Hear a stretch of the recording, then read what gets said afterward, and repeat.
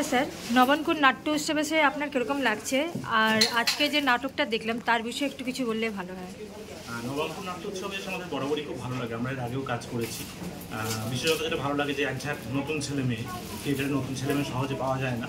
তো নবাঙ্কুর এটা খুব সাকসেসফুলি করছে দেখে আমাদের ভালো লাগে। আর এই নাটকটা আঘ্রাণ, এটা আমাদের আজকে 3rd শো হলো। এর পরের শোটা আছে 5 তারিখ, তারপরে 13 তারিখ। এটা মূলত একটা পরিবারের গল্প। সাংঘাতিক কিছু বিষয় বা মেসেজ বা পূর্বগম্ভীর কথা এতে নেই। আমাদের নিজেদের দৈনন্দিন জীবনে যা হয় এবং যে ছোটো ছোটো অনুভূতিগুলো আমরা হারিয়ে ফেলি সেটাকে আবার খুঁজে নেওয়ার চেষ্টা করার জন্য এই নাটকটা। তো আপনাদের যদি ভালো লাগে সেটা আমাদের ভালো লাগবে।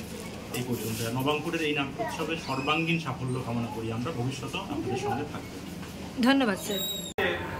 আমি জানি সেই হাতিকে খুব বুদ্ধি খাওয়াছে। হ্যাঁ, এসো। চা নেই বুঝি? না, জল আছে গরম।